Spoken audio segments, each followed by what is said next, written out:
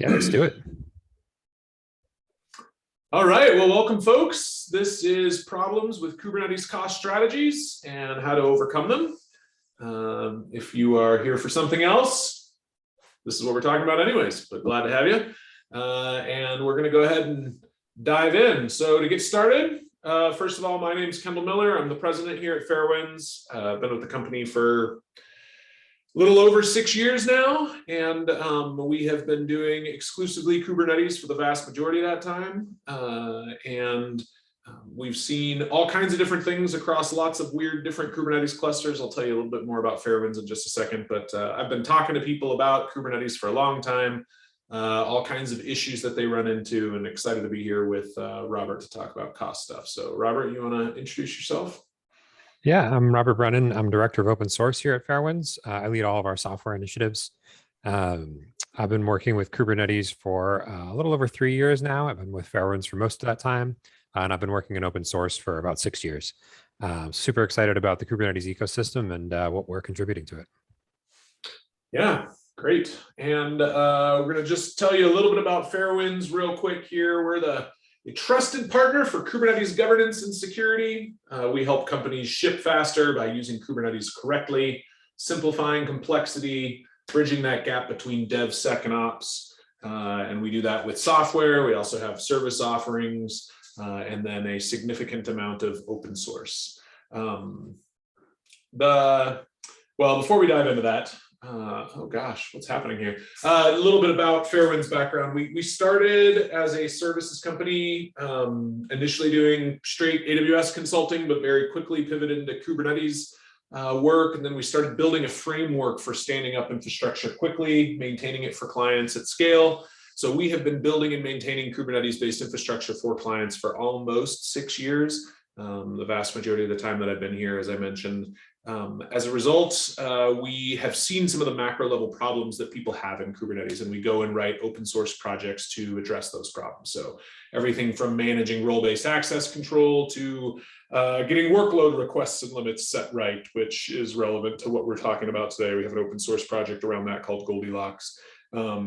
We have some tools for configuration validation and for checking for out-of-date Helm charts or deprecated APIs and all kinds of open source. If you're using Kubernetes, we have a project that's probably relevant to what you're doing, and we keep them up to date because we leverage those tools to help manage our own internal clients. So that's who Fairwinds is. We also now have a big SaaS platform that marries together a lot of our open source projects. It's called Fairwinds Insights. We're going to be giving a brief demo towards the end of this about what that is. But we do some more complex cost analysis above and beyond what Goldilocks offers inside of Fairwinds Insights. And so part of the reason Robert is here today to talk about this is that Robert has helped build this logic into Fairwinds Insights. And so we have dug pretty deep down into the Kubernetes cost problem. And we're going to be talking today about what some of those issues are. And part of the reason that this is even just, well, I don't want to steal any of your thunder, Robert, so I'm going to let you actually dive in, and then I've got thoughts on why this is a problem in the first place, how it's different from normal cost estimation, et cetera. But let's go ahead and dive in. Yeah, so thanks, Kendall. The cost estimation in Kubernetes is super difficult. It's not a straightforward thing at all, especially when you want to get down to the actual cost of an individual workload running in Kubernetes, because what you're paying for are the nodes themselves that all these workloads run on, and then Kubernetes is going to bin pack those workloads into the nodes in whatever way it sees fit, whatever it thinks the most efficient use of resources is going to be. So there's not really an easy way to map a specific workload to a specific cost or line item on your AWS or GCP bill.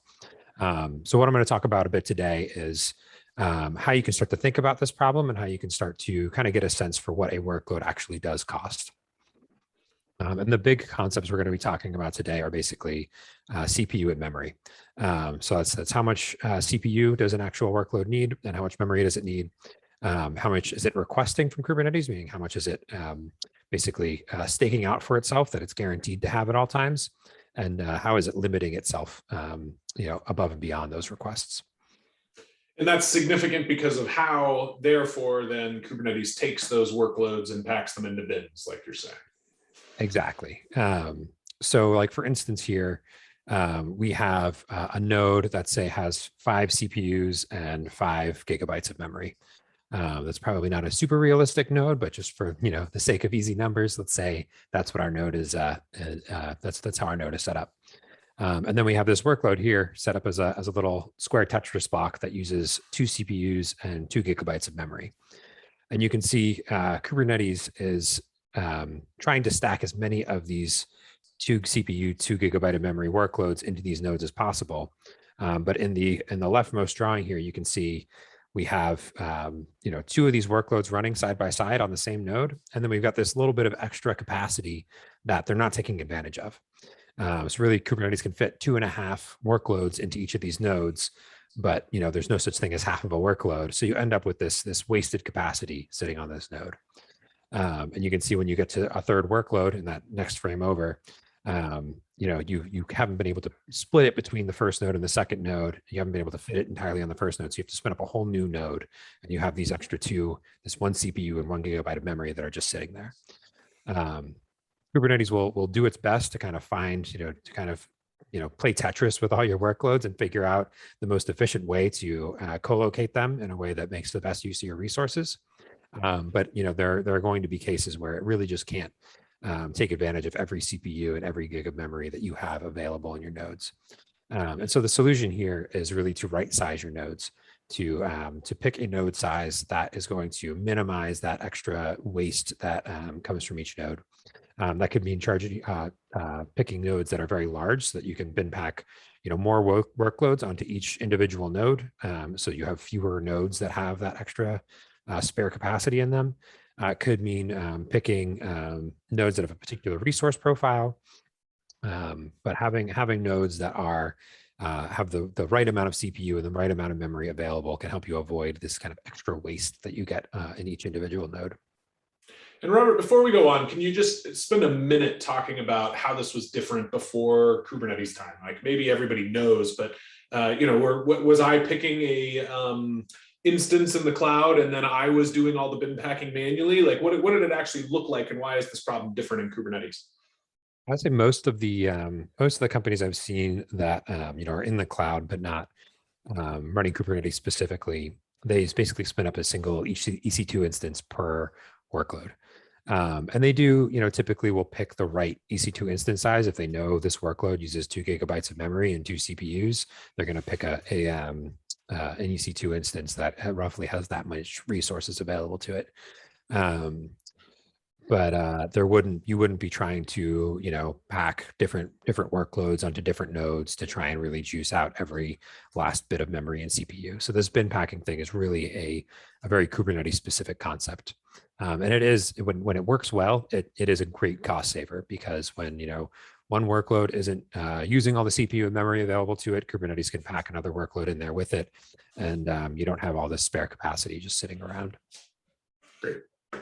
Okay. Yeah, let's go on. Well, so another issue in this vein is, workloads that really use a lot more CPU than they use memory, or a lot more memory than they use CPU.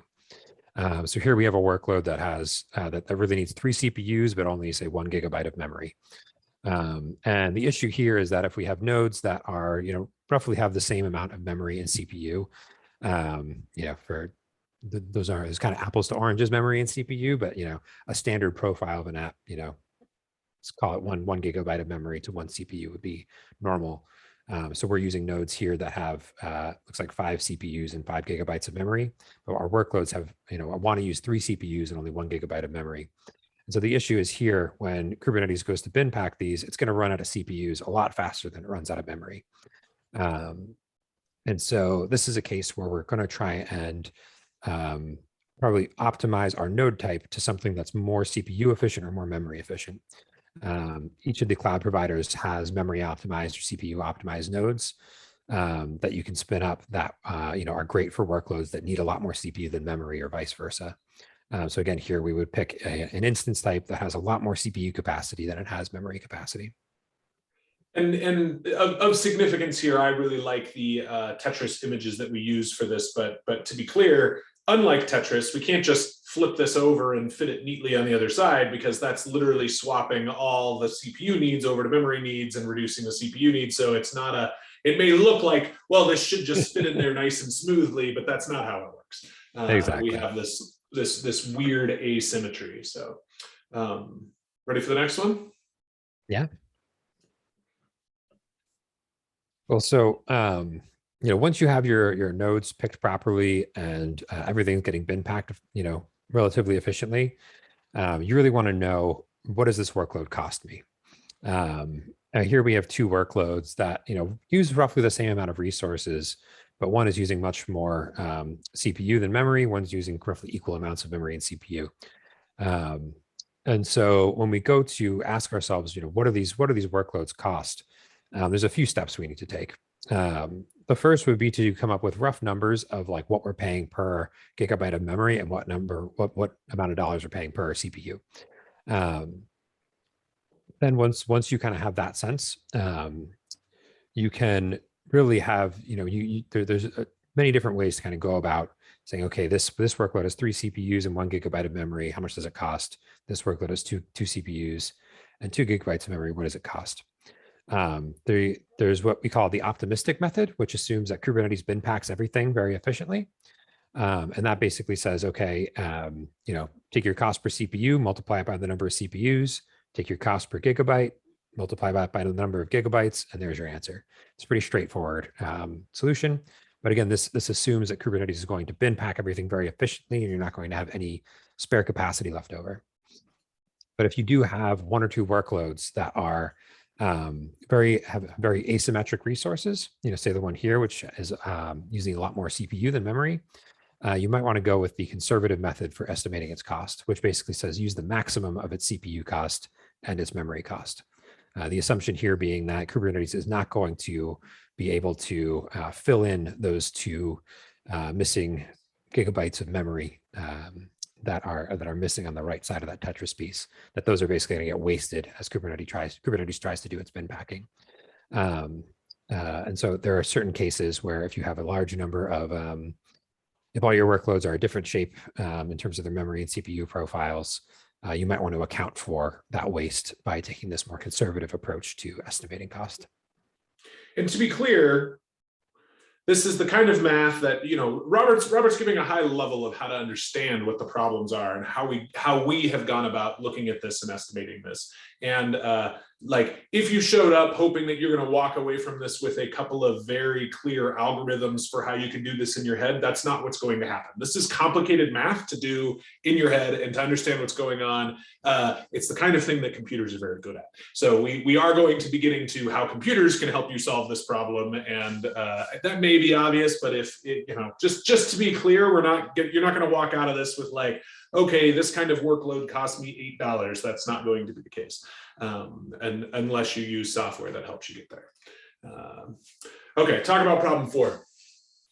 Cool. So up to this point, I've basically been talking about workloads as using a specific amount of CPU and a specific amount of memory, but that's not always the case in Kubernetes. Kubernetes allows you to specify the requested amount of resources, meaning how much resources is it going to reserve for you for this workload. So you could say request 1 gigabyte of memory and 1 CPU, and Kubernetes will make sure that for every pod of that workload, there's 1 gigabyte of memory set aside and 1 CPU set aside for that workload, whether or not it's using it. On top of requests, you can set limits. So if you just set the request for 1 gigabyte of memory, 1 CPU, Kubernetes will guarantee that that's there. But if your workload then tries to use a little bit more memory or use a little bit more CPU, and Kubernetes has that spare capacity laying around, it will happily give that to your workload.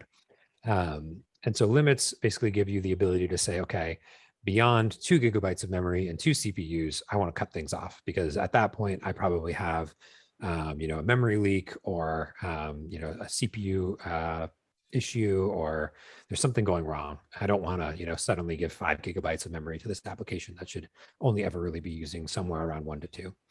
So basically, once you've got your request set and your limit set, maybe a little above that, the actual resource usage is going to move somewhere between those two, right? The actual resources might be below the requests. It'll never go above limits. Basically, it's in terms of actually trying to estimate the amount of cost, you have to take into account the fact that you have your requests reserved and the fact that your pod might occasionally use more than those requests, somewhere between the requests and limits. So it's you kind of have to take the maximum of the requests and whatever the pod is actually using, if that makes sense. When they're packing those Tetris pieces, Robert, is Kubernetes assuming that the Tetris piece is as big as the limit or as big as the requests? Is it easy to put 2 Tetris pieces in a node and have it run out? It won't be able to even hit the limit because it's packing based on the request, or is it packing based on limits? It's generally packing based on requests, although there's a lot of fanciness in the Kubernetes scheduler. I think you could do a whole day-long learning session on how the Kubernetes scheduler works. Typically it's going to use requests, and you can actually see if you do a kubectl describe nodes inside of a live cluster, often you will see that the limits are oversubscribed. You'll see that the workloads apportioned to a particular node are using more than 100% of the limits available. They'll never use more than 100% of the requests, but it could be 120% of the limits are actually being provisioned for that node. So not everything could scale up to its limits at the same time. So it is possible if you set your request for a workload at, say, 1 gigabyte of CPU, 1 gigabyte of memory, 1 CPU, but your limits at 2 gigabytes, 2 CPUs, that when that workload tries to scale up, it'll actually hit a ceiling and say, I can't, other things are using those spare resources on this node right now. Oh, one more question before we move on. I'm new to Kubernetes. I've deployed applications for forever. I've never worried about how much resources it uses. Can't I just deploy my workload without setting requests or limits? You can. The issue with that is that you'll quickly trip up the Kubernetes API. So the Kubernetes API really, it will do its best effort if you don't tell it how much memory and CPU you need. But if you say don't specify any requests, your workload will get kicked out in preference for workloads that have specified their requests. So if you're not specifying requests and the team next door is specifying their requests, their workloads are going to end up taking precedence over yours. By specifying requests, you're staking out your territory within the cluster and saying, I need at least this much. So without these kind of hints to Kubernetes as to how your application should behave and what it actually needs to do its job, it's going to do funny things with your workload.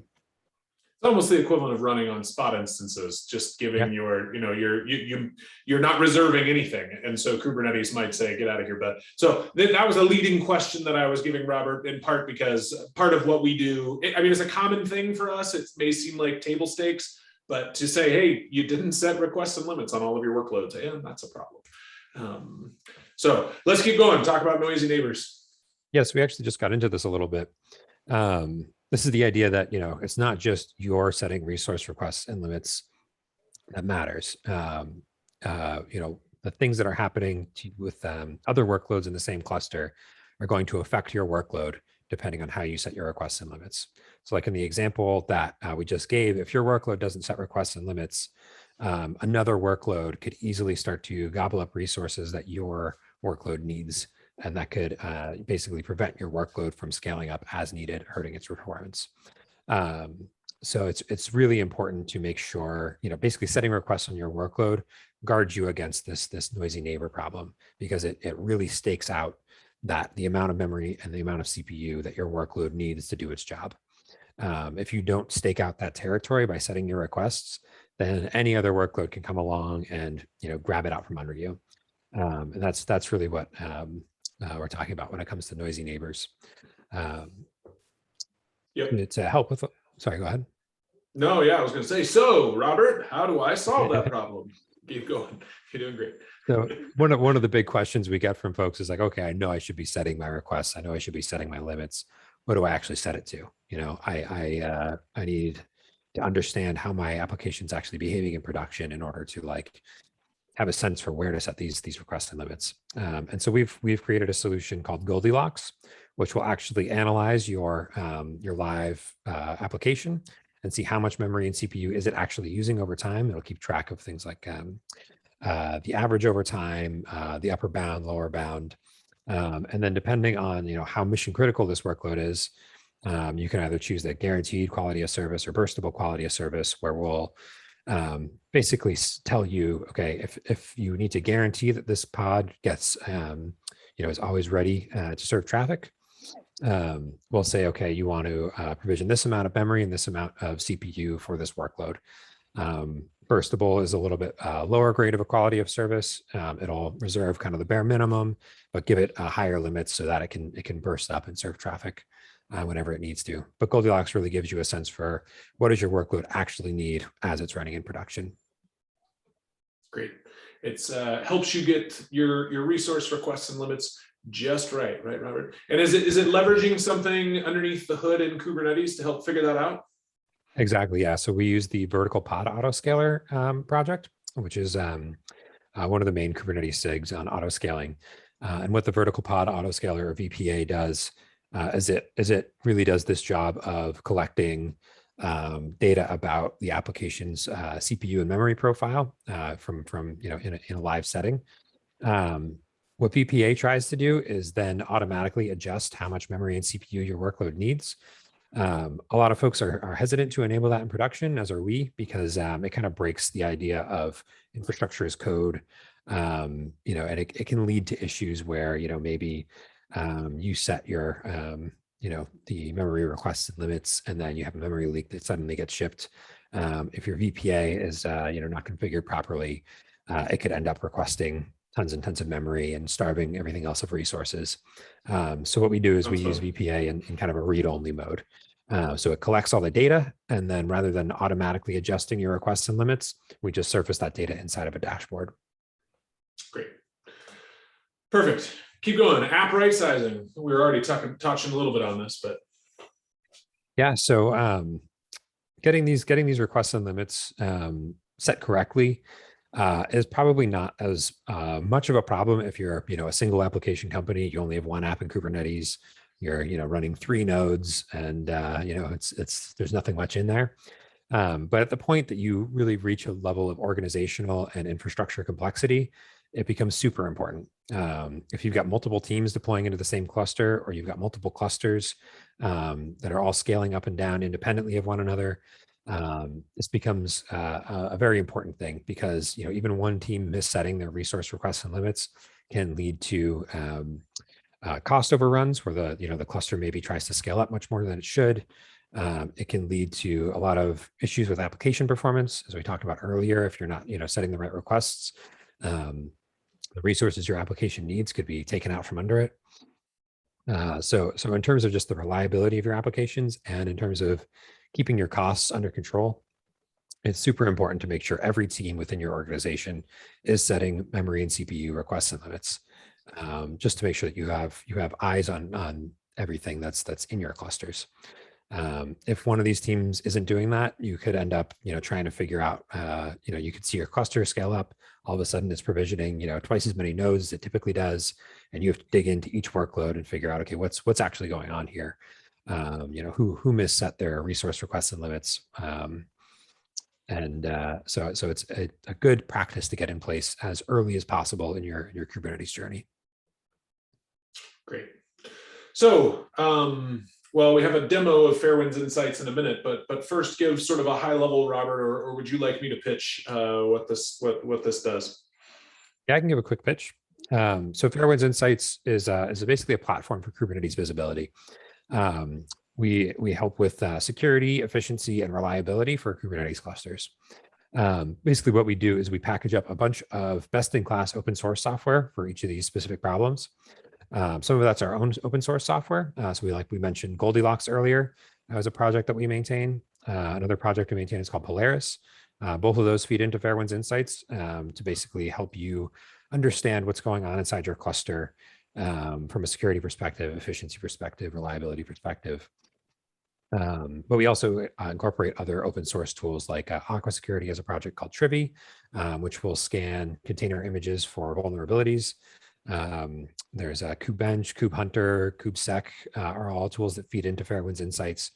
And basically Fairwinds Insights becomes a single pane of glass for you to see across your entire fleet of clusters, what's in there that you should be focused on, things you could do better. So if your CPU requests and limits aren't being set, Fairwinds Insights will bring that up. If you're running an image with a known vulnerability, Fairwinds Insights will bring that up, and you'll see those as action items inside of the Fairwinds Insights UI. We also give you some good visibility into cost metrics, how those are changing over time. It's really, again, really like a single pane of glass into the health of your Kubernetes clusters. Great. Yeah, the way I like to describe it is there's tools in the markets like Datadog that tells you, is your house on fire, and when it's on fire, where to go look for what started it, right? So that you can avoid the fire in the future. And what our software really does is it's more like a home inspector, and that's everything from, did you build a house without windows and doors, to did you build a 12-story home with 150 bedrooms and no bathrooms? And on the cost side, it's things like, did your electrical bill, are you running lights that cost you a fortune, that kind of thing, when you could be optimizing them? Is your electrical bill skyrocketing? It's that kind of, you can think about it that way. It's a way to proactively see what's going on, try to keep things from coming in that are fundamentally broken, and we'll get to that in a second. But also just help you ensure that you're doing it right. It's my belief everybody would be using Kubernetes if they thought they could do it right. Most people are just afraid because it's a whole new paradigm. Well, just to talk about this briefly, specifying requests that align with actual usage is hard for a lot of operators today. There's a reason Goldilocks as an open source project is widely respected and adopted and used in a lot of different places. We've made it easy to figure that out. And for a lot of developers, it's overwhelming to know even where to begin to set resource requests and limits. And you have this quote here. We have this quote here from the container report from Datadog saying that 49% of Kubernetes workloads use less than 30% of the CPU that they're requesting, and that's fixable. You're spending more money than you need to spend if you're only using 30% of the CPU you're requesting. Anything more to say on that, Robert, before I go on? No, I would just say that this is, one example of many things that we see going wrong across in the majority of Kubernetes workloads. It could be, underutilizing the amount of CPU they've requested. It could be running their containers as root. It could be running known vulnerable images. There are a lot of issues like this that are very common.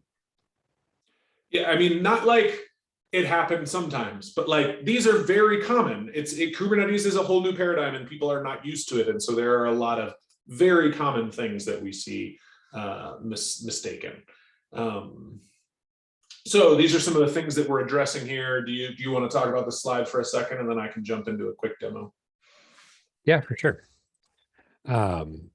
So in terms of how Fairwinds Insights helps specifically with cost and resource usage, we really try to address it in a holistic manner. So we try to address it really from both an efficiency perspective, making sure you're not overspending, as well as a reliability perspective, making sure you have the resources that you need in order to actually serve production traffic. So the main way we present our findings to the user is if something is severely over-provisioned or severely under-provisioned, we will surface an action item saying, hey, here's the correct memory and CPU that you should be using versus here's what you have it actually set as. Typically, things get over-provisioned because if they're under-provisioned, you notice quickly that your application isn't actually working. So typically what we end up alerting on is things that are over-provisioned because the development team has just said, give me 5 CPUs because I know it's not going to crash if I have that much. The really nice thing about this is that by surfacing this information immediately to the user and giving them kind of all the information they need to make these decisions about CPU and memory requests and limits, it avoids this kind of back and forth trial and error. I start with 5 CPUs and the app runs fine, so I lower it down to 3 CPUs, and then it gets a little sticky, and I keep trying to find the sweet spot. It really just kind of gives you the information you need to make those decisions immediately. So let's show you what this actually looks like. So I've got the workloads environment here up in a demo environment. And you can see here that we do a whole bunch of things, and I'll show you a little bit broader overview of Fairwinds Insights in just a second, but I'm going to start in the workloads section because this is what we're talking about as the cost and resource allocation stuff. So here, first of all, we break down by, relative total cost across the cluster. So here's a cluster with a whole bunch of different things running. And we're telling you what percentage is going to which workload. And that's just helpful as an overview to see, like, if you're Amazon.com, you don't want your cart to be taking up 500 times as much as your regular website, right? You want the main application to be using the majority of your relative total cost, probably. Now there may be exceptions to that, and that's a ridiculous example, but having a quick way to look at that is helpful, as well as relative daily cost. And we also show, here you can see a big spike where everything got spun down. But you can click into any one of these workloads in here and see the requests and the limits that are being put forward as suggestions. So, I'm in a different cluster that I want to be in. So let me change that real quick, because I think this one has slightly prettier data. So here we are. So I'm going to click into one of these workloads, and we're going to say, this is what the memory is that you're actually requesting. This is what our recommendation is. This is what the difference is. And this is what the cost change is going to be. And so you can see in certain situations, for example, here, the average total cost is actually lower than our recommendation. So this is under provisioned workloads that we're saying, take our recommendations, it's going to go up 50 cents a month. 50 cents is not a big deal. We're talking about one pod here, and it's a Prometheus server. If you have a large organization with lots and lots of pods or lots of services that are wildly over provisioned, this can save you lots of money very quickly. There's also a way to go in here and hit cost settings and change that by, I'm not an owner of this organization, so I can't do that, but you can change GCP or AWS. We have some pre-filled costs in there for different instance types. Nobody's paying the out-of-box cost, so you can go in and click a button and change what you're actually spending per instance type, and we can get pretty close in terms of accuracy. Now, this is all estimates. I want to be clear about that. This is going to help you get very close to what the reality is, but it's not 100% because Kubernetes is moving things around all the time. If you have very stable workloads that never ever change and Kubernetes is never scaling things up or down, it's probably going to be very accurate, but that's not how most people who are running things in the cloud are doing it. So real quick, that's what our workloads overview looks like. If you have a large organization and you want to push this to your developers and let them control resource requests and limits, and you want to have visibility into when things are when you're overspending or underspending, as the case may be, this can help bring that to light. And if you have an engineer that's like, just give me 100 more CPU per instance, so I can sleep at night and stop getting paged, and you can pull this up and find out, is it really actually under provisioned or over provisioned, or did you just write terrible code? This is also helpful for that, I suppose. So anyways, I'm going to back up a little bit and give sort of a high level overview of what Fairwinds Insights looks like. First of all, I'm going to go into a different organization here. When you log into Insights, you see an overview of your organization. So I've got two clusters here, a health score. We're breaking down things by critical, high, and medium severity, showing you your top issues across all your clusters, as well as showing you the trends in those clusters over time. I can click into any of these clusters, and now we have a cluster level view of that. So our health score is a C here. We have a lot of things that are passing, but we have some significant critical or high priority action items that need to be addressed. You can also see when those action items were introduced to the cluster. We track that health score over time, and then you have some high level cost analysis going on here. A lot of this information is being surfaced here in the action item tab. So you can click into any issue here. It's going to tell you what's going on as well as how to go about fixing it. And you can kick that out to a ticketing system if you have one. You can say it's working as intended or you're not going to fix it. And you can see this report. We've got Kubebench, Trivy, more Kubebench here. A lot of the critical severity things are coming from the security focused reports that we're giving. And Robert touched on what those reports are. So Polaris is a project of ours that checks for common misconfigurations. Things like, did you set resource requests and limits? And then we're also pulling in Trivy and Kubebench and KubeHunter and KubeSec, but we also have our tool Nova that checks for out-of-date Helm charts, Pluto, deprecated APIs, And then importantly, we have support for OPA. So if you want to write custom policy to be used across your Kubernetes clusters, across your organization, you can do that with OPA. And we can enforce that with OPA either at the admission controller or in the CI pipeline. So I just showed you that big long list of things that are wrong in the cluster, but we all know if things get to production before we notice that they're broken, that's bad. It's like, you know, letting a whole bunch of people walk into your house carrying large barrels of gasoline, and like, maybe it won't light on fire, but it'd be nice if we could keep the gasoline out.